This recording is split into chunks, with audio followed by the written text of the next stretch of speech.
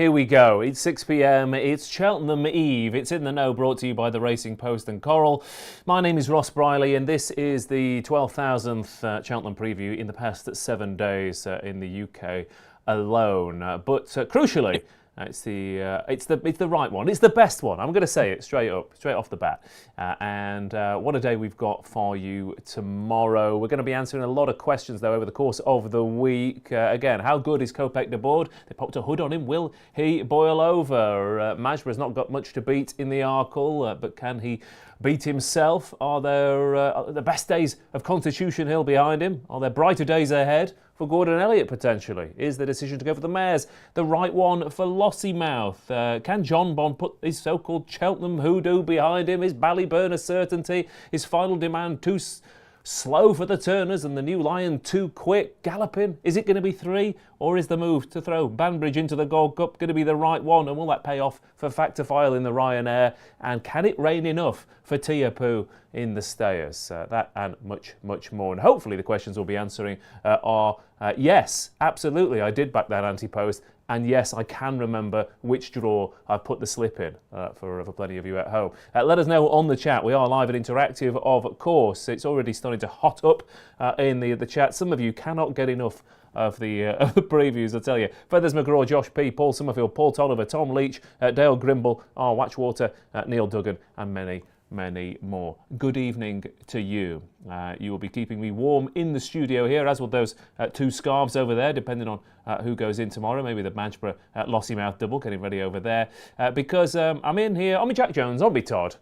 Because otherwise there'd be just so much knowledge and talent and ability in the studio. We've had to spread everyone around the country. So let's go live to Cheltenham first, shall we? For Mr. Paul Kealy, good Cheltenham evening to you. Hey, boss, how you doing?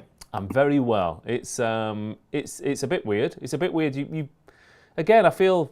I don't know. It's weird not having you here, mate. Yeah, I know. I'd like to say I miss it, but it's quite nice down here. It was absolutely beautiful day in Winchcombe yesterday, where we're staying. Sun was out. We're back to normal Cheltenham weather now. Bit of drizzle. I don't think they've had too much. I think they said 1.4 mil, but it's getting cooler. But other than that, it's lovely. It's a nice place, this. Yeah, absolutely, and good to see you showing your support for Mr. Coffee this week with that jumper. I assume that's the sartorial choice there. Yeah, absolutely. Well, he's definitely going in the exactas and trifectas and that sort of thing, but he won't be being back to win. No, absolutely not. But okay, so it appears to be. Look, the chat has already started. Keels. It appears to be. Would it be fair to? Where are we between drizzle and leathering it down? You'd be much closer to drizzle than leathering it down. It's probably a bit heavier than drizzle, but it ain't that much generally. Okay, fair enough. Well, we'll hopefully look forward to what you've got to offer this evening. Mr. Tom Segal, it's almost here, and I can't wait to see how many of your opinions do you think are on the verge of completely crumbling before our very eyes, or are you laminating them right now? I don't know, Ross. I mean, it's interesting, isn't it? We've had all the kerfuffle with Lossiemouth and stuff, and if you go back through the sort of cuttings of what people were talking about a few weeks ago, Ile Francais, for example, was never going to run in the Ryanair and was never going to take on Factor-File, and he's doing both. Golden Ace was never going to run in the Champion Hill. Now she's running. Do you know what I mean? Yeah. People are allowed to change their minds. I do it all the time. We all do it. I mean, I've had loads of fancies that I fancied 3 weeks ago that I don't fancy now. That's the way it is. So while obviously we all wanted Lossiemouth to run, when you got options and you got talking about things months and months in advance, things like that are gonna happen. Yeah, it is strange, isn't it? And even some races where I was absolutely convinced that my view on the race was, I had to stop looking at certain races because you just keep looking at them over and over again. And then when the horses actually get declared, and you look at the shape, there is something that I don't know. I sometimes look at the Supreme, for example. I start to think, is Kopek that good? I don't know. And then you start to dig into it. The thing is, Ross, is when you're looking at anti-post races, you tend to just concentrate on the horse you fancy. Yeah. You don't actually look at anything else. And when the field is finally there in front of you, you sort of think, blimey, that Work Ahead's quite good. That William Money's quite good. That Romeo Coolio's quite good. Do you know what I mean? Whereas you're not really looking at them before because you think Kopek's the one. he's going to win. Move on. Or you look at what I find, you end up looking at almost individually. You're like, what are the strengths and weaknesses of this horse? And then when you actually see them it's the race, as it's oh, okay, there's 12 runners. Oh, there's actually quite a lot of Mullins horses. Oh, maybe this could be run at a good clip. Actually, it becomes a different thing. Yeah, absolutely. Couldn't agree more. So that's why I've always felt that the best thing to do is like give it, forget it for a week if you can beforehand. That's what I try to do after my limited Cheltenham preview season these days finishes. I tend to just go and watch football and stuff like that, and just completely forget about it because it completely confuses you when you come to the day. Yeah, absolutely. Okay, Simon Clare, what about you? Where are you on the scale about your opinions this week? Is the excitement still buzzing? Yeah, no, it is definitely. I'm over in Stroud. I'm here staying here with David Stevens and a couple of other colleagues in a nice house with beautiful views. But yeah, it's been a bit miserable this evening. But no, I love it. I do actually. I think once you actually get to Cheltenham, the Monday before was a great day when it's actually finally arrived and you're ready. And I think it's very interesting looking across the whole 4 days. You've got all these graded races with these big short price favourites. You're trying to work out whether you're for or against. But then the handicaps look really, really competitive this year. I think the changes they've made, the National Hunt Chase now as a handicap looks a cracker. The Jack Richards Novice Handicap Chase I think is going to be really strong. So I think that, the handicaps on the whole are really good. And it looks like being a big festival. What else we got? We got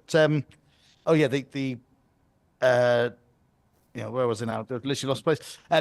Tomorrow, I think the odds on favourites. I know Dave Stevens has been on Racing TV, etc., talking about the similarities to the year Annie Power came down at the last with these big 4 race favourites. I think it adds up to around 7.5 to 1. And that's certainly the shape of tomorrow is all about Co-Pick to Board, Madgeborough, Lossiemouth, and Constitution Hill. And if all 4 were to win, I think they'll get punters off to a pretty significant start generally in terms of the masses.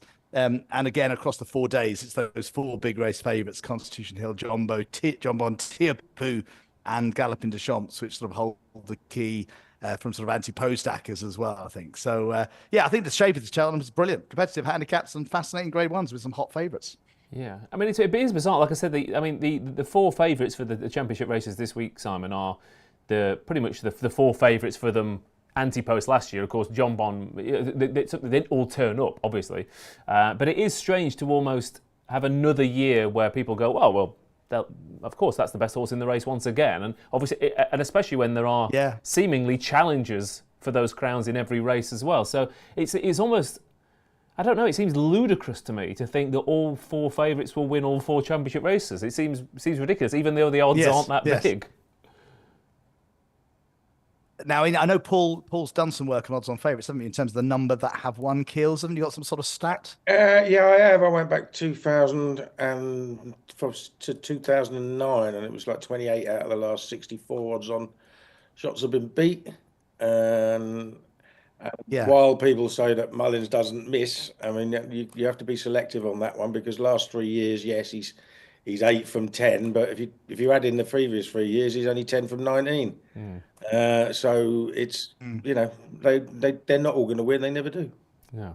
Okay. Well, let's see. Yes, it's working out which. It really is a boom or bust thing, isn't it? You have to work out which ones you're with and which ones you're against, and that's always entertaining. For me, like I said, especially with some of those races, the fun for me is to try and get ahead of those prices ahead of time. And if you haven't, then almost you don't have to take them on, do you? Like you said, there's loads of other races with massive fields, and even races that we talk about the changes, but the National Hunt Chase now.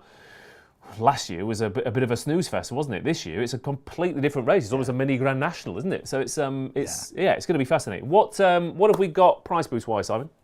Yeah, got a few price boosts. Firstly, Pipped at the Post, our offer where we pay out on the second if it's beaten a neck or less. We actually paid out 3 times on the ITV races on Saturday, and we're paying that special across all 28 races at the Cheltenham Festival. So, so basically if you come second and you're only beaten a short head distance, remember Archibald, which everybody would have believed, everyone would have just assumed he was going to win. He couldn't get past Hardy Eustace. He was actually only beaten less than a neck. So if that was to happen again in current time, you get paid.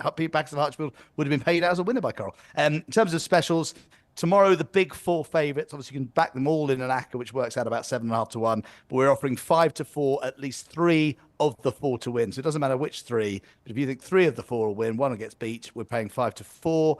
And both Madgeborough and Lossiemouth, they're 4-7 and 4-6 respectively. But for them both to win by over 3 lengths in the Arkle and the Mare's Hurdle is 5-1 from 4-1. So those are the 2 time boosts till I think it's half an hour after the show finished, about 7:30.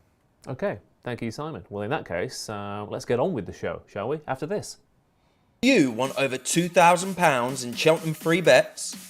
Visit racingpost.com/free bets, the ultimate hub for betting offers. Racing Post. Stay ahead of the field.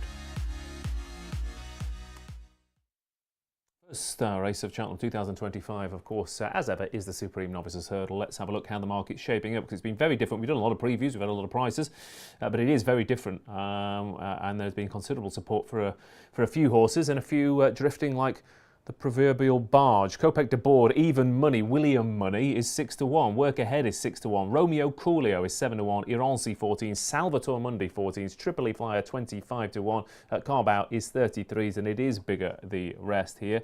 First things first, of course, obviously the changes to the handicap conditions means that there's probably more unexposed Mullins novice hurdlers in here than you might expect at bigger prices, and that might well go for a few of the other races later on in the week as well. So we've got 12 runners here, and well, I mean, there's more hoods on the show than a Cooker showroom, isn't there, in the opener tomorrow? And that is the strange thing for me, is how many buzzy horses we might well have in here. There's also been quite a bit of support for Work Ahead, and also William Money, and Salvatore Mundi has almost trebled in price since his win at Punchestown a while back. And then somewhat unsurprisingly, I think, because suddenly you start to look at this race and you think the first 4 in the betting could all genuinely be well up to taking this race. But it is Kopek de Board who's even money favourite, Tom Segal. And I'm going to come to you first, because we were just mentioning, talking about this race and the shape when you look at it again. Look, if he does what he did at Leopardstown, and he's allowed to do what he did at Leopardstown, you can almost see the rest of them are going to be quaking behind him in his wake. Are there any questions that he might not be able to do what he does at Leopardstown, and does the hood worry you? Yes and yes. The reason is that it wasn't a very good race at Leopardstown, was it? I mean, was it Carnicaid who was second? I can't remember now, but he's up against a whole raft of really, really impressive winners, isn't he? Last time out. I mean, this is a proper good Supreme, and if he repeats his level, he'll probably win.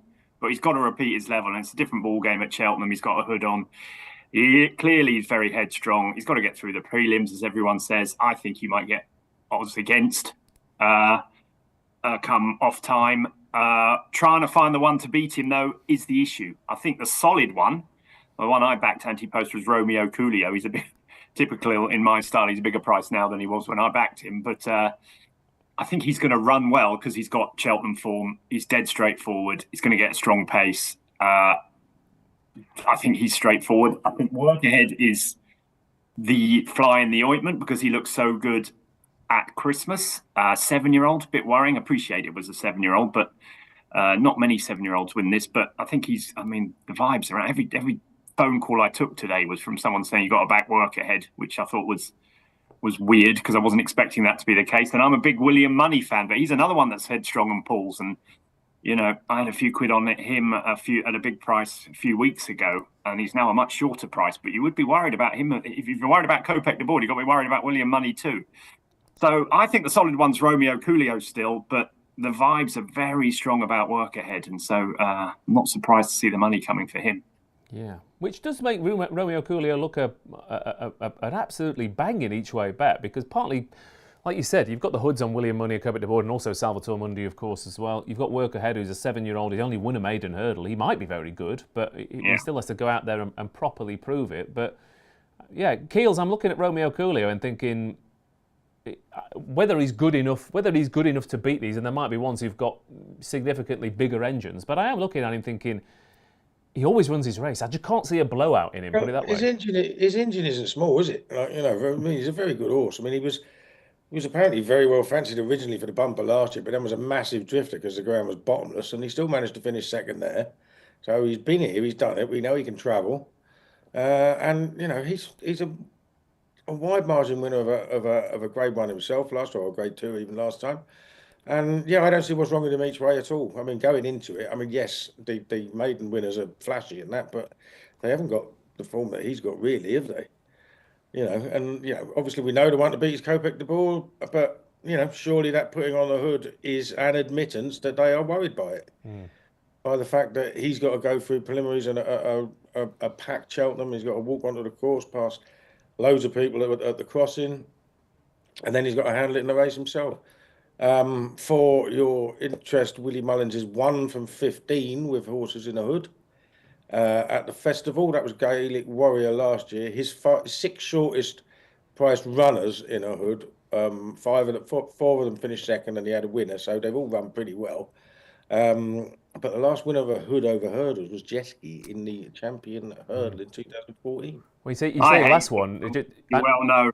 We hate hoods, don't we? Well, no, I was just going to say, but the last week you said Jeski's the only winner in the past 25 years. 1 from 60 in Grade 1 hurdles with a hood. So it's I was a bit surprised, Tom, because like you said, it does. In fact, and also 1992, the last time a horse won the Supreme with headgear. So it does imply there is something to be worried about, and there's nowhere to hide in these races. Exactly. It's just an admittance of that the horse can pull hard. And the worst thing your horse can do in any race is pull hard. Now, it might stop him pulling hard. It might do. But it doesn't always work. And sometimes, I'm a big believer is that when they take the hoods off, they improve massively. I hate hoods. I just don't like them. I don't like backing horse in hoods. So, you pays your money, it takes your choice. But I wouldn't be backing any of those in a hood, really. Throw us very quickly. Well, first off, what is your selection right now, Tom? Never mind anti-post and all those other opinions. What would you back right now, looking at the prices? I think, as you boys said, I think with your, I don't know, is there extra places in this race? But Romeo Coolio stands out to me as being the one that's most likely. You know what you're going to get. You just know what you're going to get. I personally think there'll be something too good for him. I do, but you know what you're going to get, and I think he'll be in the frame. Yeah, Keels. Yeah, same as I've backed Romeo Coolio each way. All right, straight back with Romeo Coolio for all three of us then, only to see him maybe finish second or third to a more naturally talented horse, but who knows? Simon Clare, what do you make of this year's Supreme? Yeah, listen, I think you've reviewed it really well. I mean, I think Romeo Coolio is the logical each way players, and he's won a graded race impressively. He's got that Cheltenham form. He's you can make. I mean, work ahead. Just a maiden hurdle winner. William Money's got a hood on as well. Kopek de Boer, you've got to take him on, I think, just at the prices. Even Tripoli Fly, I think it's, he probably doesn't quite have the class of some of the others. It wouldn't appear so, but he's definitely tough. He's experienced. He ran in the Dovecote, at Kempton. At a meeting, I'd really like some of the horses who ran at the meeting to run well at Cheltenham. So I think it's good to remind people that you don't have to, keep them off the track since Christmas to try and win Cheltenham Festival, where once, they used to all prep at that Kempton meeting, do very well. But a couple of special, Kopek de Boer, people, it's funny now we're talking about him as a vulnerable favourite, where a few weeks ago you felt that he was one of the, he was the most impressive winner at the Dublin Festival, and people were considering him a real banker. But he's 11-4 to win by over 3.5 lengths and 11-4 to win by 3.5 or under. So we basically split the even money across that winning distance. If you think he's going to win and win well, you can back him at 11-4. And in the no special, which actually it sounds like the team to some extent are coming around to, is 6-4, any trainer bar Willie to win it. Willie has half the field with 6 runners, but obviously in that 6-4 you get Romeo Coolio, Work Ahead, William Money and Tripoli Flyer. And obviously if you work out the prices, 6-4 is a much better price than if you actually did back them individually, which would be more complicated as well. So that's the in the no special. And for me, I'm with you guys. I think Romeo Coolio, solid. And Salvador Mundi just interests me a bit, just because he did have that sighter last year when he was straight over from France. They ran him in the Triumph. I know his jumping wasn't great, but he still won a Grade 2 hurdle that has seen the likes of Mystical Power, last year's winner, and Duvan and Vateur win it. He's got, he looks like the second string, obviously, with Patrick Mullins on board, and he's a very big price. So I thought he might, at the prices, he might be a sort of an interesting each way play. But I think Romeo Coolio very solid each way. So I think we're all in agreement. Okay, although everyone in the chat thinks that we've gone mad and that Romeo Coolio's form isn't good enough. But one person did say, how many odds-on shots wore a hood? That's what we need to know. And even then, he'll still win. Well, there have been no odds-on shots. I've just, while Simon was talking, I've got the stats up. So we have had, I looked up to 3-1. So we've had 9 horses run at Cheltenham in the past 20 odd years, who are 3-1 or shorter. Corbett's Cross, Gaelic Warrior and the Shunter won. Embassy Gardens, Gale Domain Ill and Delta Work placed. Epatante, Classical Dream to Cow were all unplaced. So 3 from 9 at shortish prices is the answer to that question, sort of. Okay, moving on then to the Arkle, second race to tomorrow. If Kopek de Board goes in, the Mullins Ackers will be all rolling on to Madgeburg here at 4-7. Loda Sud is 9-2. Django Bay 7-1. Only by Night is 11-1. Touch Me Not is 16-1. And can they touch Madgeburg here? He's 4-7. He was last year's Triumph winner. Of course, you don't get many Triumph winners going straight over to the Arkle next year. In fact, a lot of the horses we'd expect to see in this year's Arkle haven't turned up. It's very rare you get absolutely nothing from last year's Supreme Novices, which is very, very strange indeed. But Madgeburg is 4-7 here, Keels, and there's a little bit of a disappointment because obviously the best novice 2-mile chaser we've seen this season isn't here, and there are a lot of horses that this time last year you'd have expected maybe a Slade Steel at the very least to turn up in this, but small field doesn't necessarily mean bad race, does it? And this could still be a cracker, and they've genuinely all got a chance. I mean, the strange thing is, if Sergino had been here, he'd have been the 4-7 shot, wouldn't he? Yeah. And Madgeburg would have been 3-1 or whatever. Madgeburg's still a very, very good horse, isn't he? I mean, I think it's his to lose, to be honest. I did back Loda Sud each way a few weeks ago when we did this show, and he was a 14-1 shot. I'm not even convinced he's a certainty of finishing the first 3, to be honest, because the others have all got claims, but I'm hopeful of that. But end of the day, Madgeburg, it's all about the jumping with him. And although we have said, yes, he's run down a few and not looked, not taken them all absolutely perfectly, he has made ground at pretty much every fence according to the data. It's just that he gets quite low at times, and a low fast jumper is what you want over 2 miles, really, isn't it? So they don't waste any time in the air. So I think it's his to lose. I don't like to see fallers. I'll be happy to see him show how good he is, and look forward to one day seeing him and Sergino match up. I'm not sure. Will we ever see it though? Because surely he will step up in trip, and Sergino's a proper 2-miler. It's quite possible, but I don't think Madgeburg's just slow, is he? No, true. I just thought he might be, going for your John Durkins to kick off next season, and Sergino will be rattling around going for champion chase. He might, but he wouldn't be going up to Gold Cup trips, would he? Like, you know what I mean? So why not, because he's in the Arkle, I wouldn't be surprised if he was training with the champion chase in mind, at least to start with. Yeah. I mean, I hope you're right. I'm just there is something that little bit of disappointment that we might not get to see those two match up. Django Bay, on the other hand, very much a 2.5-miler this season, Tom, and a 2.5-miler to win the Arkle is always been a pretty good angle. And Nicky Henderson has run 10 horses who were rated 1, 4, 5 over hurdles in the Arkle. 5 have won, 4 have finished second, and it might well be that Sergino's loss is Django Bay's game, because I thought he was very interesting. Yeah, I mean, it's not a race I would, first thing to say is that getting rid of the 2.5-mile race doesn't really work, does it? We've got 5 in this and 7 in the other. Now, that might be a reflection of how few novice chasers we've got, but I think if we'd have had a Turners, we'd have had a proper race, because we'd have had probably 10 in that, 10 or 12 in that. These novice chasers today and tomorrow are not really cutting it for punters. That's possible, Tom, but there's also an argument if we had a Turners, there might be 2 in this. No, I think all that lot would be. Well, Django Bay might not be in there. You're right. But to me, it's Madgeburg's to lose, isn't it? I think he's a wonderful horse. I think him and Sergino would have been the race of the festival. I think he's different class to these. Django Bay, I get your argument. He could I don't think there's anything between him and Loda Sud on form, really.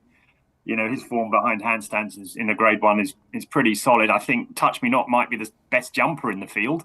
I could see him getting his own way out front and maybe running better than his price would suggest. But, the thing is, people always say Cheltenham's a really hard track. It's not. The fences are very, very easy at Cheltenham. There's a few tricks, like downhill fences and stuff, but the actual fences aren't big. Leopardstown would be a much stiffer test of jumping than Cheltenham. And for me, Madgeburg will just run around and win.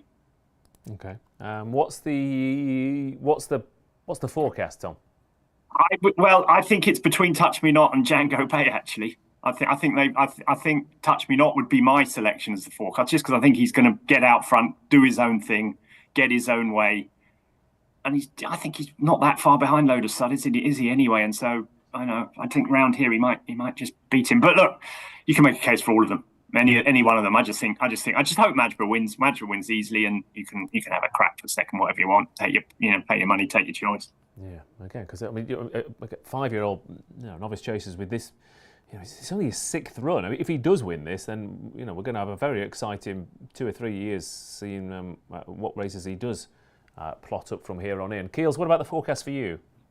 Oh well, I'm hoping it's Load of Sud. I have sort of, for some reason, mentally gone off him. But I'm gonna stick with him because I've got a vested interest. Okay, I'll go for Django Bay, or maybe even Django Bay without Madgeborough. Have you got? I assume there's a without the favourite market, Simon. Oh, sorry, I muted myself there. Yeah, I think there probably is a without market. I'll have to have a quick look for it, but listen, I'd keep the faith, Keels. I think Load of Sud's a lovely horse. I was watching a couple of his races. I watched the Sandown race where he beat Touch Me Not, and he's just. I know he's not as impressive visually as Madgeborough, but he's a big, strong chaser. He always looked last year like he was going to be a good chaser. He runs Cheltenham well. I was reminiscing with Dan Skelton about Protectorat, who was like a 120 handicap hurdler and ended up being the Protectorat we see today, Ryanair Chase winner, going for it again. And I think Dan Skelton's started to develop a really good track record of the way he improves horses through their career and even through a season. And so I think he's going to run big. I really do tomorrow. And Madgeborough, he is relatively unexposed. He is a 5-year-old. There hasn't been a 5-year-old winner since 2007. I know these stats are there to be broken. He does look very good. But it's Cheltenham, and these horses get beat. And I think Load of Sud is the one. Django Bay, just the one on that ground, given the form over further, whether 2 miles is really his boat. I'm like you. I think if there was a Turners, there'd be a worry. There'd be 3-3 run a novice chase at Cheltenham first this year. You might have had a few more 2.5 milers, not in the Jack Richards going for the Turners, I suppose. But on balance, it's probably just as well there isn't another option because Ballyburn and Django Bay might be in that. If you think Madgeborough is going to win, well, over 2-1 to win by over 4.5 lengths, given it's such a small field. And obviously, he could be a very, very good horse. That's eminently achievable. And that might be a way of backing him odds against. I'm just trying to see if there's any other specials. No, that's about. Oh, yes, here we go. 11-4 in the no special, an English trained horse to win. So that's obviously Load of Sud or Django Bay.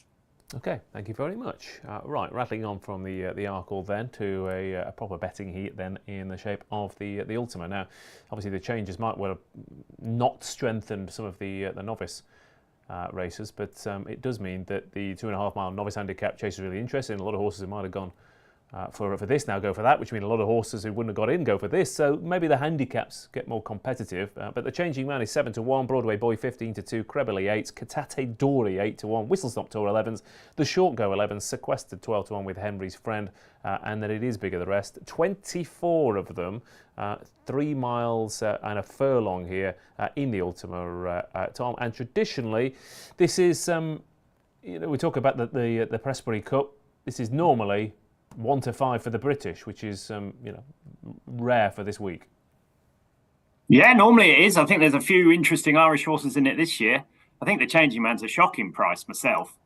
I get the like why he's a favourite of mine. He won me a few quid at Ascot last time, but he has been beaten in 4 less competitive handicaps, or 3 or 4 less competitive handicaps than this season. He's up in the weights and he's 7-1 favourite to win it.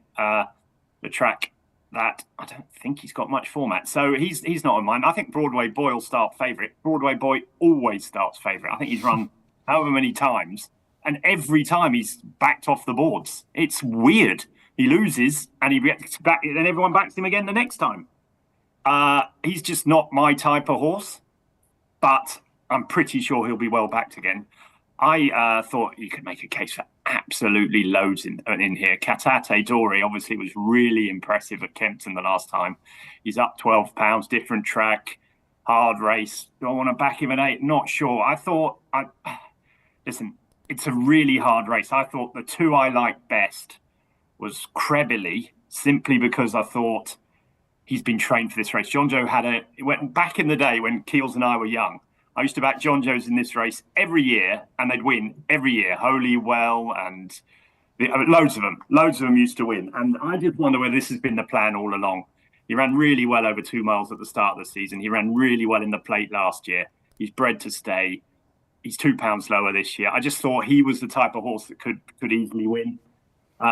And the other one I quite liked, just simply a pedigree thing really, and his run last time, was Alan King's horse Grandeur Dame. Everyone talked about what a brilliant ride Sean Bowen gave Moon d'Orange, and he did. And I thought that was a really solid race, running a really good time. But Grandeur Dame Battleback would have been, he just lost on the nod. He would have won in another stride, and before the line and after the line, he was in front. I think he's crying out for 3 miles plus. And I think on that form, off a similar mark, that gives him, if he improves a bit, all his family have been out and out stayers, every single one of them, all his full brothers. I think that was a step up in form. We know he likes to track. And I just thought at 40-1 or whatever he was today, he was worth a few quid each way. So they were my two. But listen, you can make a case for nearly everything in the race, I thought. I mean, Melina Girl-Keels and I have discussed before. I'm a massive fan of hers. I think she would have thrashed Broadway Boy when she fell last year. If she's back to form, she can win. You've got the two novices from Lucinda Russell, Whistle Stop Tour and Mare Town. They could be, they could have £10 in hand. Sequestered has run really well a couple of times as well. Short Go ran well here. Listen, I could go on forever. But the two I ended up on were Creverley and Grandeur Dame at a huge price. Okay, Creverley 8-1 then, and Grandeur Dame at a big price for Alan King. They're the two for Tom. My only slight concern, I'm going to say my concern about Tom's selections, 2 Keels, and just see what you think of them. But 3 Mile 1, Cheltenham, proper stayers. Do you want a horse stepping up in trip, or do you want proven to absolutely guaranteed to get the trip? If I think a horse gets a trip, I'm not all that worried if it hasn't tried it. If I think it'll get it, I wouldn't know that too much about either of those. I didn't like about Credibly. Probably the John Joe form hasn't been great, has it? I know he's had a couple of low-grade winners recently, but that form hasn't been great. I've backed Grandeur Dame loads of times. It'd be one of those that annoys me if he wins. But yeah, I can see the way he fought that back, and that was a good race. But yeah, I've got 2 completely different horses, and I could have put up another 2 completely different horses as well. It's that sort of race, isn't it? I actually thought this would cut up because there were only 49 entries at the original stage, and last year's bottom weight was like number 64, but we have got a full field, so it makes it hard. Totally agree with Tom about the changing man. I think it's a terrible price. I think it'll be 10s tomorrow. I think 4 or 5 of them will be ahead of him in the betting in the end. Whether they're my 2 or not, I don't know. But the first horse I backed for this race, as soon as the entries came out, was Mare Town, and that was because there were only 49 entries, and I thought he might get in very low. Then Peter Scudamore, Lucinda Russell's assistant trainer, decided to tell everyone that Whistle Stop Tour was the one, and he got punted in. Mare Town didn't, and he was said to be going to Utoxa, but they seem to have changed their mind once they realised they'd get in and get in the handicap. And I know Derek Fox has chosen the other one, but I like Mare Town. I think he's got tons in hand at a handicapper. It just depends on whether he's got enough experience, because he did fall 2 starts ago. I think he'd have won that time as well, though, which would have made it free on the spin, and he jumped really well at Kelso last time, and won going away. And, he's got in off a very low mark. You have to go back to, I think, 2006 to find the last time a horse rated under 130 got into the handicap, got into the Ultima. And it was 1 by 1 then. That was Dundura from Ireland. I think he's got tons in hand. I'm not surprised. He's almost halved in price since the decks, and I think he's got a massive price if he stands up.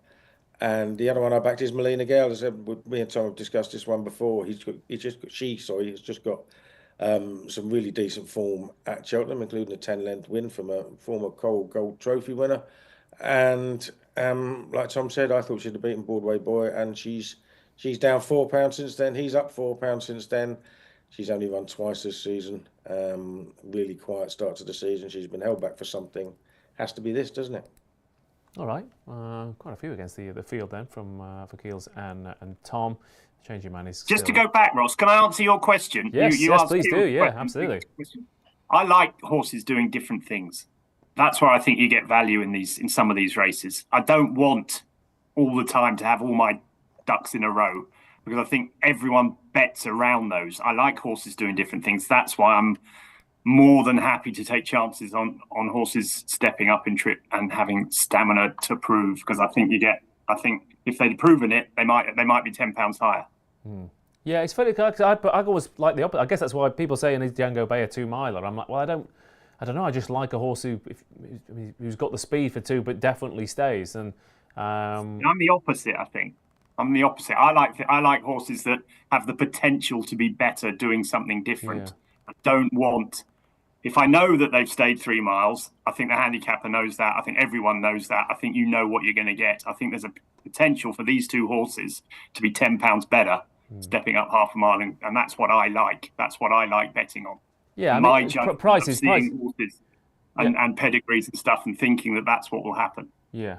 I mean, obviously, price comes into everything, doesn't it? So, but say, I mean, the thing is that there are always races like this where sometimes, I mean, for example, Crabberley, who it's McManus, it's John Joe, like you said, it could be Holywell, it could be Alfie Sherrin, it could be, I think he won another couple of, it could be Wichita Lineman, of course, couldn't it? Wichita Lineman. But there are horses that I just like, for example, Victorino, who beat the changing man at Ascot and is now £1 worse off, is a 7-year-old who's won his last two. Venetia Williams, Charlie Deutsch, marker 149. Conditions look absolutely spot on and in his favour, and he's 25 to 1, which seemed a bit daft to me. So 22 to 1 maybe actually, Simon. But there are occasionally ones who've been there, done that, might still have improvement and get missed in the market. And I was kind of hoping he might be one of those, Simon. What about you? You're a Tizard fan, that's for sure. So the changing man will certainly be on the shortlist. Yeah, I think he will be. I mean, look, he's not exactly unexposed, but I mean, he fits a lot of the profile of winners this race, and that he is a novice. 6 of the last 11 winners were novices. Obviously, there was an increased limit or an increased run required, so there's fewer novices in this year's race. You've got form's good, first fall last time. Most of the winners in the last couple of decades have got recent good form, and actually the 10 of the last 11 winners have been 11 to 1 or shorter, which sort of suggests this race. It really is, to some extent, it's the class, the obvious ones that end up winning the race. But that said, I've got to say, this feels like as competitive an Ultima we've had for a long time. Actually, it looks deep. Like you said, there are horses down the bottom of the prices, like Victorino, a big price. Old favourites like Zane here. Stay Away Faye, had obviously fallen off a cliff recently, but got some fantastic. It won the Albert Bartlett, didn't he, a couple of years ago? So lots of interesting horses. Trelawn, which started short price for this last year. However, I do think the changing man, he always turns up. Tizard's won the Reynolds Hound with Oscar Elite, and he missed the break a couple of years ago and came fourth in a wonderful Ultima with Corret's Rambler and Fast or Slow and Monbig Genius ahead of him. The Chin Changer is much more straightforward. I think he'll be there or thereabouts. I think you're right. He probably, you sort of feel there might be 2 or 3, which might beat him. I thought Henry's Friend is quite a really solid horse. The Yard's been in great form. The jockey's riding brilliantly. He ran a good race in the Coral Gold Cup. 5 of the last 10 winners ran in the Coral Gold Cup earlier in the season. He won well last time out. So he's the other one for me. So I'm going to stick in a complicated race, keep it simple. I'm going to be cheering on the change man for Joe Tiz. I think he'll run a big race, and I think Henry's Friend's the other one for me. We've got it in the no special, a female trainer to win the Ultima. Interesting one they've come up with. 100 to 30 from 5 to 2. You've got Straw Fan Jack, Mayertown, Whistle Stop Tour, Victorino, Frero Bamboo, and Happy Go Lucky all running for you if you think a female trainer is going to win the Ultima. Okay, well, 3 of the last 4, of course, have done that, but also 3 of the last 10, depending on how you want to manipulate that stat. Okay, let's go to the Mare's Hurdle then, shall we? Where Lossiemouth is 4 to 6, having dodged a champion hurdle to come back and try and win this once again. Correct decision or not? Here she is, and she's got her, a bit like last year, the second favourite is a stablemate of hers in the shape of J. de Grugy at 5 to 1. Then there's a jump out to July Flower at 10s, the Parachuted Enjoyeurs at 11 to 1, Calaconti 14s, Take No Chances 20s, Dysart Enos 22s, and 28 to 1 bar those, Paul Kealy. Now, regardless of whether it's the right decision or not, and whether they've shirked the issue and taken the easy option, after the season she's had and the horses who are turning up in the Champion Hurdle, I can certainly understand it. Certainly more than if Brighter Days Ahead had gone here, because is it a slight recovery mission after last time? Well, it is. I mean, the thing is, it was a very heavy fall, wasn't it? I mean, I was talking to Rich Ritchie's racing manager, Joe Chambers, today, and he was fearing the worst when she came down. It's a horrible thing. She's got to have got over that. Let's hope she has. I mean, but it was a very, very heavy fall. We've got to, what's she going to be like when she runs to the first hurdle? Who knows? I mean, I certainly wouldn't back her after that. I don't know who I would back in the race. I suppose Joyeuse is quite interesting because the way she won the big hurdle race at Newbury the other day. I mean, that means she's way ahead of her mark, probably still way ahead of what she's been given. And I think this race is probably a little bit deeper than it was last year as well. And Lossie Mouth doesn't come in it with that sort of unassailable form that she had before. She's clearly the best in the race if she's recovered, and she might well win. But I wouldn't blame Connections for running her here. By the way, I'd blame Cheltenham. It's Cheltenham's fault. They had the opportunity. They made changes earlier in the season. They stuck with sticking this race here. If you put a Mare's Championship race on at the festival, nobody can moan when a mare runs in it. I mean, it's just ridiculous. Like, it shouldn't be at this meeting. None of the Mare's races should. And until they do that, this will happen every other year. Yeah, I mean, it certainly shouldn't be a Grade 1, should it? I mean, if you go, would you like to win an easier Grade 1? I mean, of course, you can attempt at least one trainer or owner in. Why do all the championship races have to be run at the same meeting? Yeah. Does this race lose any of its prestige if it's run in January instead of March? No, or even April. I mean, or any time apart from this week, and even 40 minutes before the other race as well. It's look what you could have won. It is a bit odd, isn't it? Yeah, exactly. It's Cheltenham's fault.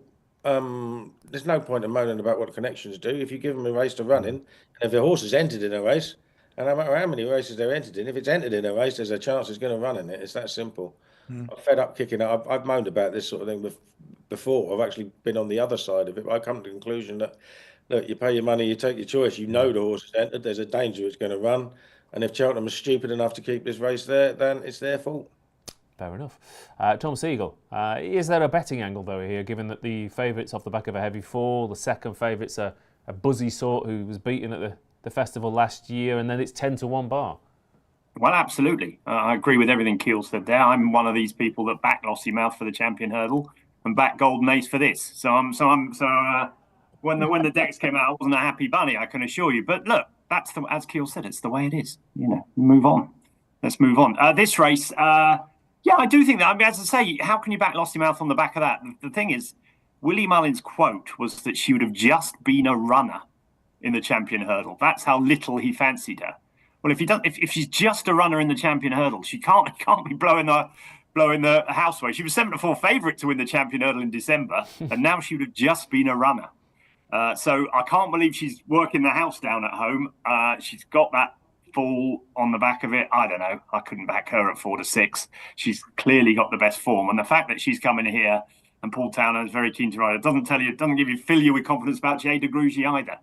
So I thought one of the next three in the market would do for me.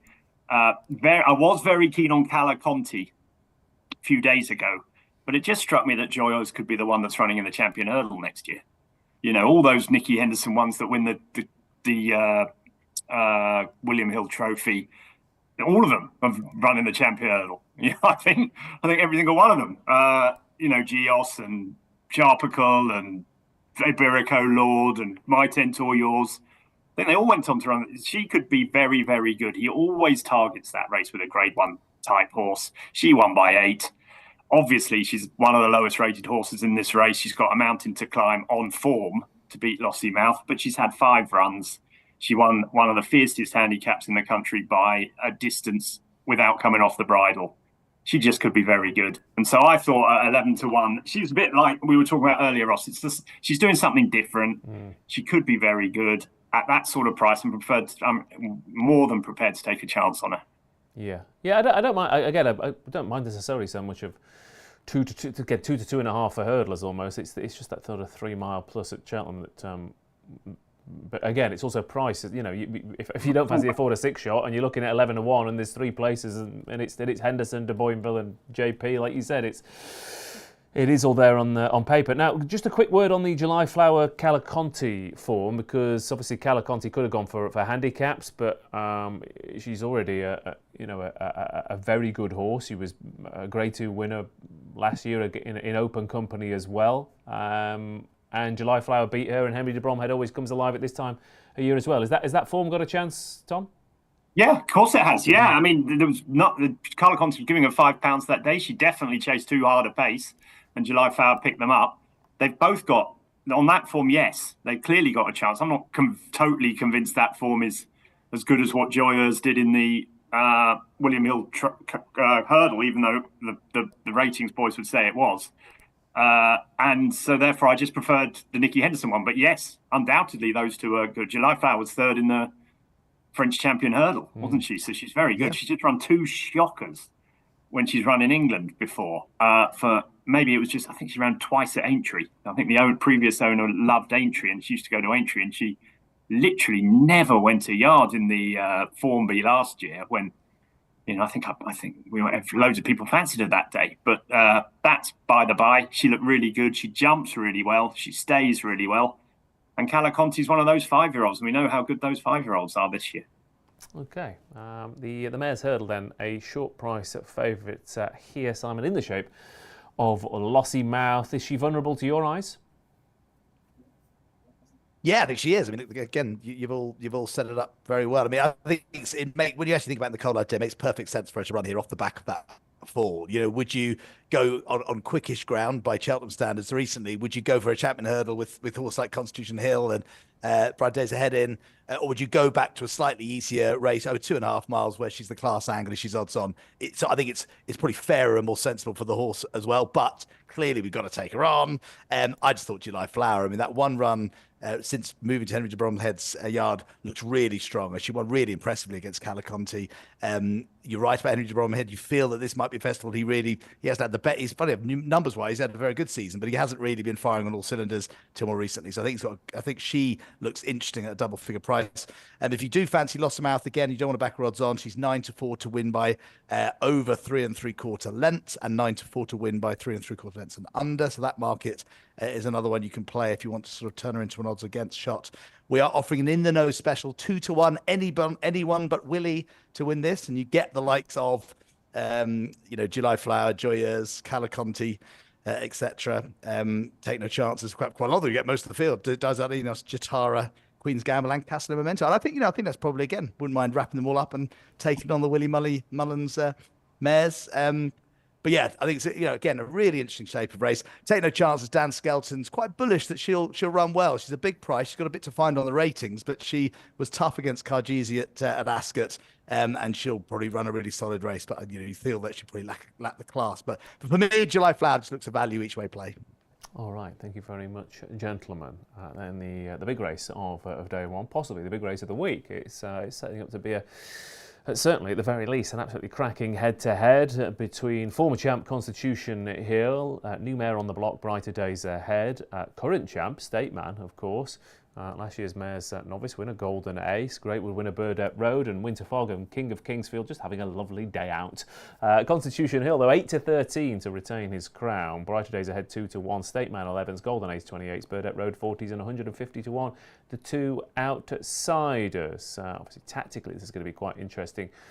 Keels as well, given that there has been talk of King of Kingsfield making it quite the test for runners, which certainly played into Brighter Days Ahead's hands last time out. A few people on the chat when we were previewing this race said, though, that surely that will play into the hands of Constitution Hill as well. And State Man, even though he's been mopping up so-called weak grade ones, he's still the defending champ. But first off, are you in the opinion that it is Constitution Hill versus Brighter Days Ahead, really, when it comes down to it? And if so, which side do you want?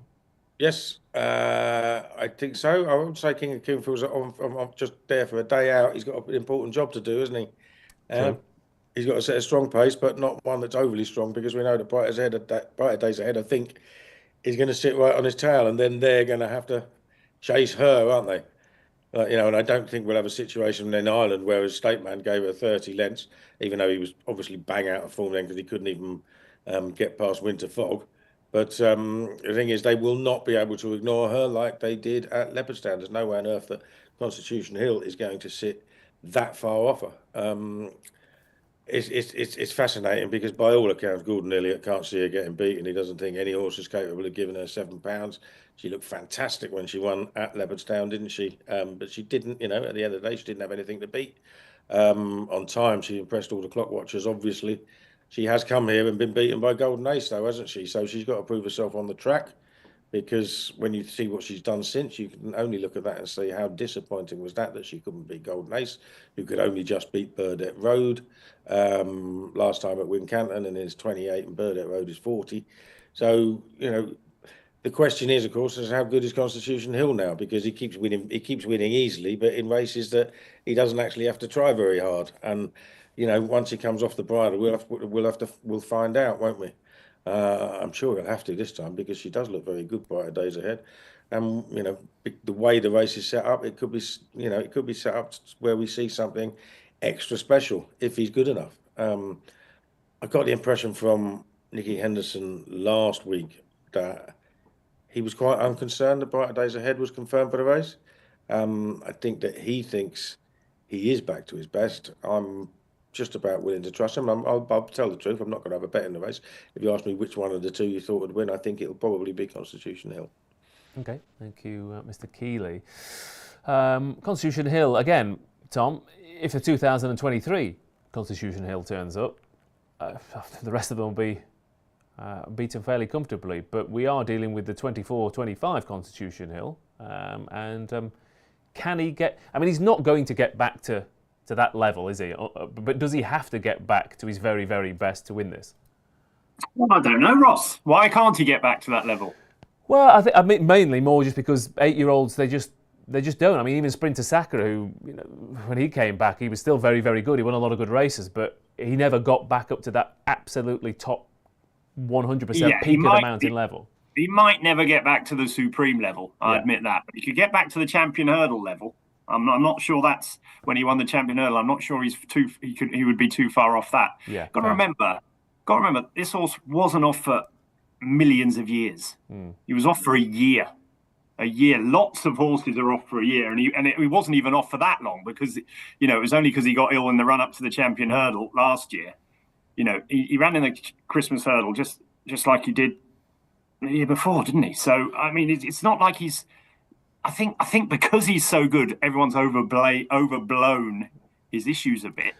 His issues are the fact that we've seen him twice this season, and he just used to blow horses away, and he's won. And he's won them well, but he hasn't.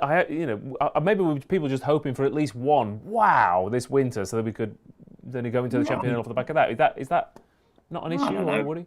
No, not really. It could be. You could be right. You could be dead right that he's not the horse he was. I don't think those two runs prove that he's not for sure. I'm not. By the way, I'm not saying he's not. I'm just. Yeah. Yeah, it's definitely. Listen, if that's the case, then Brighter Days Ahead has a shot, doesn't she? But she's got one run. All her other form is miles behind, I think. Even the Hatton's Grace is miles behind. When State Man came to beat her and then sort of bungled the last, she's got one run. And if she's as good as she looked that day, then yes, she definitely has a chance. And they are going. I mean, we know how it's going to go, and we know how it's going to go for her. And everyone who watched her work the other day at Leopardstown said she can't be beaten. She's brilliant. And everyone from Gordon Elliott's yard says she's the best we've ever had. So I get why people are keen on her as well. But I'm hoping Constitution Hill wins. I really am. I mean, it's just one because it's not Irish. I mean, that sounds terrible, but we need some good horses. And, we're really lacking. We haven't got that many good horses over here. We need to be winning some of the good races. He's our flagship horse, and if he can't win, then we're really in big trouble. So I'm really hoping Constitution Hill wins. I think Brighter Days Ahead is the only danger, and I think Burdett Road might be the one that finishes third. Okay. Yeah, Tom. Yeah, I mean, it's a fair point, Simon, actually, because if Constitution Hill and John Bond get beat, then it's going to be a fairly miserable week for top class British jumps horses, isn't it? Oh, it is. And if you think of last year was the year that it all went wrong for Nicky Henderson. He withdrew all his horses, and he only had a couple of runners, didn't he? So I mean, fair play that we're going into it again with Nicky Henderson in many ways, along with Dan Scull to some extent, mounting the main challenge against the Irish hordes. And so to Tom's point, we need this horse to win. And I think I think Tom made a really good point. He wasn't off for that long, and it wasn't something chronic where you believe it would actually make him not as good a horse. And he was very, he was impressive enough in the Christmas hurdle. Lots of people fancied Lossiemouth, and she couldn't lay a glove on him. And then at Cheltenham, I mean, obviously, as long as it's on, it was very interesting that Nico didn't even want to try to win by 10 or 15, as if to say, no, this is a trial. Don't use up the gas here. The confidence from Nicky Henderson's infectious.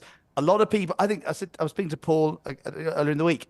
I think it's the sort of race where a lot of the shrewdies or the wise guys are going to be taking a run with Bright Days Ahead. But make no mistake, the masses out there, the racing fans who just want to see champions, are going to back Constitution Hill. It's sort of shades of Desi back in the day, where I think the public get behind these horses, and often they end up right because they believe and have faith. Does that make sense? And I think. You're right to say maybe he's not as good, but his whole glittering CV says he's a star, and I think that for me, if I had to back a horse in the Champion Hurdle tomorrow, I would definitely back Constitution Hill. And I'm hoping, but look, it's fantastic we're having this debate, because when you have very good horses, like when we had Frank on the flat, if you didn't have an opponent for them, it ended up being an exhibition all the time. Well, and that's the thing, Sam. There's an alternate universe where we were just debating whether we back Lossiemouth or Brighter Days Ahead at short price for the mares. So thank God that's not happening. Exactly. So no, we've got what we want, and it is and I say, you're going to watch that race hoping to see something special. It may be Brighter Days Ahead's very special, and she beats. And remember, Constitution Hill's never been beaten. It'd be extraordinary if Brighter Days Ahead turns up and dethrones Constitution Hill. So it's a great race. I can't wait for it. For those who really believe and think he's going to win well, over 4 lengths is 2-1. Over 5 is 5-2. If you believe he's going to win by over 8, it's 9-2, and over 10 for an amazing Champion Hurdle victory, it's 13-2. So there are ways of backing Constitution Hill at decent prices if you think he's going to absolutely run over the opposition. But I'd be happy enough just to see him win. We're not even talking about State Man. We're presuming that he's not the force of old, and would he have been good enough anyway? He's out to 11-1. No one wants to back State Man. And like Tom said, Burdett Road will probably run a good race. And well done, James Owen and the Gredleys for pitching him in here. And even Golden Ace has been nibbled at 33s down to 28s back at Cheltenham where she won last year. So good race. But I think Constitution Hill's going to win and win well. Okay, yeah. I'm hoping that State Man just forms a sort of a guard of honour at the bottom of the hill and lets the other two go past, in a sense. But yeah, it's going to be an absolute cracker. By the way, I don't think Constitution Hill's gone or anything like that. I'm just. If you just all came on here and said the 8-13 shot will win and the 2-1 shot will finish second, it would be a bit dull, wasn't it? I hope these two. I hope at the bottom of the hill, they're both in it. I just hope they're both in it, because then it'd be an absolute banger, because we haven't had a Champion Hurdle like that for a while, let's be honest. Well, yeah, you're right. Do you remember when State Man ran against Lossiemouth in the Irish Champion Hurdle? We were so excited to see how that would turn out. And of course, unfortunately, Lossiemouth fell. And I don't want to jinx it. You really just want both of them to be turning for home to get in the race, so you can really see what actually happens. It's that's really important. We just want a fair fight, basically. 2 more then on day one, and it is the Fred Winter, otherwise known as the Hellgarten and Novum wines. I hadn't even seen the sponsor for this year's Fred Winter, really. I hadn't even registered it there. But very poor, Ross. I've seen it lots of times, and now I have a lovely box of whole, whatever it's called, wines just landed on my doorstep. You're not professional enough. Are you? Arguably, I'm more professional. Actually, those house things. But I also. I wish. Look, I would absolutely love to enjoy a delicious bottle of Hellgarten and Novum wines. But Stencil is 5-1 favourite for the Fred Winter. 6-1 Beyond Your Dreams, 7-1 Total Look and Put Your Hands Together, 10-1 Hot Fuss, Sunny Bill is 12-1 with Mercia, 14-1 Quantock Hills, and bigger the rest then here. 22 of them line up for the Juvenile Handicap, and be interested to see if that East India Dock form gets another boost with Stencil, who's 5-1 favourite. But it's JP o'clock once again in the Fred Winter. It is all week pretty much, isn't it? And both Put Your Hands Together and Beyond Your Dreams look to have very, very strong claims. Tom Segal, on paper, the juvenile hurdlers haven't looked that good this year, but there are a few in here, having watched a few replays back, that might be a bit better than they've looked. Well, I think 21 of them could be a little bit better than they looked. I think the interesting horse is definitely Stencil, because I'm not even sure he was at his best behind East India Dock. He ran really well, and that form already gives him a good chance. I think he's top on Racing Post ratings on that form. But I would imagine he's probably £10 better than that. So he is definitely very interesting at the time, despite being favourite. I could see him. If there's one horse that's going to run away with it, I think it's him. The rest are much of a muchness. I backed Hot Fuss a few weeks ago, just simply because it was a big price. And he was so impressive on the all-weather the other day. I think, if you compare him to the two Irish JP horses, he's £20 better than them on the flat, nearly. mean, he's rated 96 now, is he? 93, 96? I mean, he's a proper good horse on the flat. He jumped really well. He's the horse that got closest to East India Dock ever on his debut at Wincanton. I think he was beaten 4 lengths. The horse that was third to him that day absolutely bolted up at Newbury last time. He then went to Sandown and beat a horse that ran really well at Sandown again on Saturday, and he beat him hollow. We didn't see what happened at Chepstow because it was in the fog, but he was really impressive I think he had a visor on last time. I think he's got blinkers on this time at Southall the other day over 2 miles, beating a horse that's rated 141 over hurdles. He was just the type of horse that I like to back in this type of race, but I'm very scared of Stencil, and who knows what JP's 2 Joseph O'Brien horses and Total Look are going to come up with, because on form, on their flat form, they're not as good as him, but you just get the feeling they're going to take off. So one I like, got to mention the other English horse that I like as well, Liam Swagger.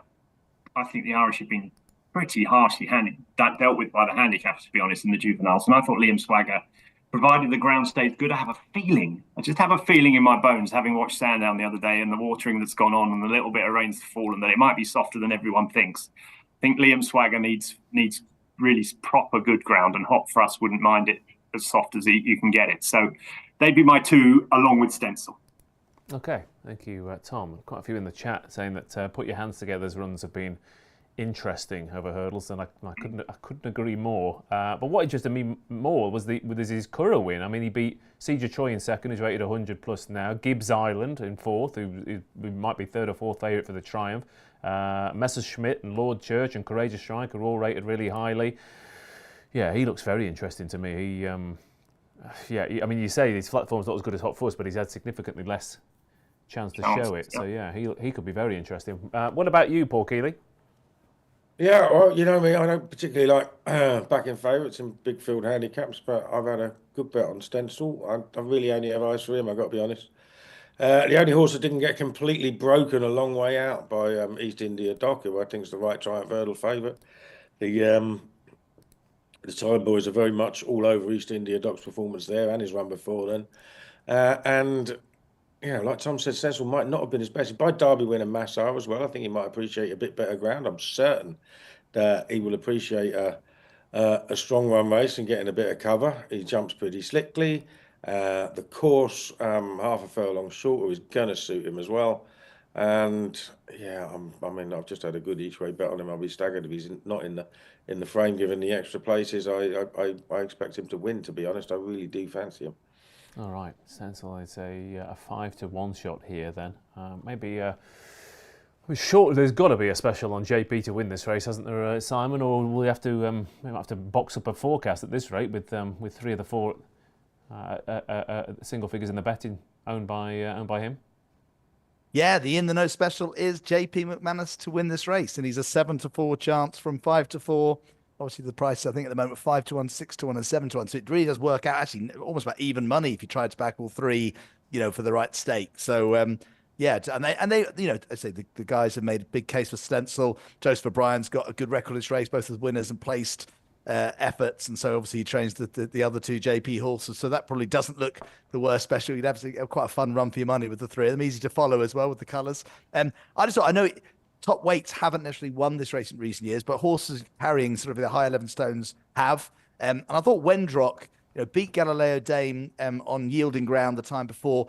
I think the Racing Post Spotlight sort of says struggled in Grade 1 company. He didn't struggle, he was bang there at the last, and he made a terrible mistake. He was faded by an Hello Neighbour and Galileo Dame and the Lady Vega Allen of Willie Mullins.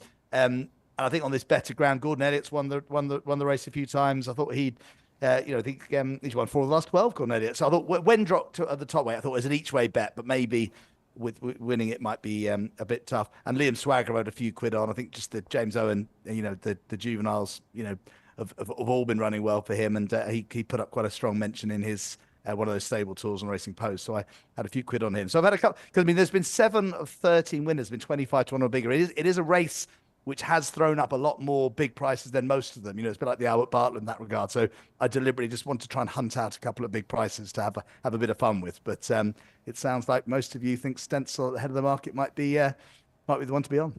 Yeah, well, I'm going to go with at 7-1. But interesting that both you. That's put your hands together for those people who didn't know what the hell Ross was on about. That's more of a clap rather than putting your hands together would be doing something like that, would it not? Well, no, you say put your hands together for, don't you? Then of course you do. Clap, yeah, good point actually. No, sorry, ignore me. But I will be doing that at the bottom of the hill as well, I think. And so both Simon and Tom, who knew that the Winter Derby meeting at Southwell might be the key to the Fred Winter? There you go. Right, the National Hunt Challenge Cup, a novices handicap now, which means we go from 4 or 5 runners to 18, taking their chance over 3 miles and 6 furlongs. Haiti Calor is 4-1. Now is the hour. 5s Transmission 5s. Captain Cody 8s. Jericho Rock 8s. 9-1 Resplendent Grey and 10-1 bar those. And Keels, there's been some interesting rides on some of those Fred Winter contenders. There's been some interesting campaigning on a few of these in the lineup as well this year. What did you like for the day 1 finale? Yeah, absolutely. I've liked Transmission for a while. He was second to Haiti Calors at Cheltenham in November. Gave him a fair old start and got it down to just under 3 lengths, staying on strongly at the end. Since running the Cleve Hurdle on Trials Day, which is the same race that trainer Neil Mulholland used for the Druid's nephew when he won the Ultima a few years ago. I think he's only run at Cheltenham this year. He's obviously been laid out for this. It won't be the only one, obviously, but I think he's got a big shout. The other one I've backed at a massive price, just to have a go, because it is a handicap and it is a horse that comes here after a career best run, looking like an out-and-out stayer. Jupiter Allen for Jane Williams. I just thought he jumped really well at Taunton last time from the front. If he gets into a decent rhythm, he might outrun his odds at a big price. All right, Jupiter Allen. What price Jupiter Allen, Simon? Jupiter Allen, I'll tell you now, is... Don't go down that far. 50 to 1, yeah, 50 to 1. Oh, I need a telescope to find him in the betting. But what about you, Tom? I get the I'm worried about the ride Transmission's going to get. Patrick Mullins has a habit of holding horses up miles out of their ground at Cheltenham, and it's all right. You can do it in those conditions races. In handicaps, it's different kettle of fish. So I'm hoping, for Keels' sake, that he's not last on the first circuit, because that's how Transmission seems to be ridden, and he did incredibly well to pick up and win here earlier in the season. But that would be my slight concern for him. I think Haiti Calor has got an obvious chance, but I'm a sucker for Gavin Cromwell. I can't believe now. I think now is the hour. Probably, if one horse is going to win this by 15 lengths, it'll be him. He could also be one of the worst bets in history, because he might not like the fast ground and he might be terribly handicapped. But when he won his race at Haydock last year, he beat Haiti Calor by 60 lengths, and he did it in a walk. He just could be absolutely thrown in, and we've seen it time and time again with Gavin Cromwell. So when he was 3-1, I didn't want anything to do with him. He went out to 6 or 7-1 a few hours ago. I thought that was perfectly reasonable price for a horse that could be a lot better than his opposition. So I sort of ended up in his camp. I hope the ground's soft enough for him. It might not be, but I do think the 3 at the top of the market have very, very good obvious chances, and I would throw Resplendent Grey in there as well, simply because his form stacks up well. It's Highland, it's all those sort of good novice chase forms, and I think Sean Bowen can win on anything these days, and I just thought he's just going to be finishing. He might appreciate the step up in trip. So they would be my 4 against the field. Not very original, but my main fancy now is the hour. But I will definitely be having a few quid on Resplendent Grey as well. Okay, thank you very much. I just wanted a big price. What price Duffel Coat, Simon? I did think he was a little bit interesting. He's top weight here. He's not been hidden in any stretch, but his last couple of runs looked like they've been sort of preserving a mark of some kind. But he was second in a Galway plate. He's run twice here over 2 miles over hurdles, bolted up once and finished 6th in a good handicap. He's just been running really, really well in good to soft stay in handicap chases, and I thought he could run all right. Yeah, he's 33 to 1 from 40, a little bit of money for him. And listen, I think this is a brilliant race because, like we talked about it, the National Hunt Chase, they had to make changes. It was starting to turn into sort of a small field, short price, favourite type race. And now this is a wonderful handicap. Over this trip, there's horses I mean, the horse I like is Kintara, who was second in the Pertemps last year. It's always run like an out-and-out stayer, and actually was running a very good race at Windsor, a track which would be, much less suited to Kintara. And then Mertown fell in front of it and hampered it. But I think over this trip back at a track it ran so well at last year for Melrose, I think Kintara could run really well. Resplendent Grey, which we must point out, Sean Bowen, touch wood, he's going to be champion jockey this year. He's a brilliant bloke. He's a Coral ambassador too, and he has yet to have a Cheltenham Festival winner. So, all week he's only riding every day, 4 days. Ollie Murphy's yard going really well. He had another double today, Sean Byrne. And I think Resplendent Grey must have a great chance. I mean, that second to Highland with Springwell Bay behind him and all his form really, all looking like he should appreciate, a proper trip. And so he's in my camp. And Rot My Way, Joe Tizard, won't have many runners this week, but this horse has moved from Sid Hosey to his yard, a horse who did the same switch. Rivers Corner won the other day at Newbury. And he's a horse who's got grade 2 winning form at Cheltenham a couple of years ago. So at a massive price, 50-1, I thought I'd chuck a few quid at him. But really good competitive handicap to bring the meeting, the day one, to a close. So those are my three: Resplendent Grey, Kintara, Rot My Way. Can't wait to watch it. Okay, and and this time tomorrow we'll know whether all our elaborate selections have run well, or whether Copac de Board, Mageborough, Lossiemouth and Constitution Hill have all dotted up. But I'm sure some of you are on that, but we find out our naps in a second. We're into the final bend of the Coral Fan Derby, where racing lovers of the UK are in a spectacular contest. And watch this, he's shaking his phone like it's a pocket-sized maraca. They're all getting rewards now. He's shaking it, she's shaking it, they're all shaking it. Play the free Coral Reward Shaker to win guaranteed daily rewards and offers.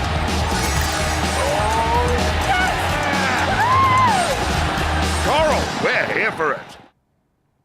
Day one, Cheltenham 2025. Best bet starting with the man in maroon. It's Mr. Paul Kealy. Oh, toss up between Stencil and Transmission. I love them both. Transmission. Transmission it is. Mr. Segal.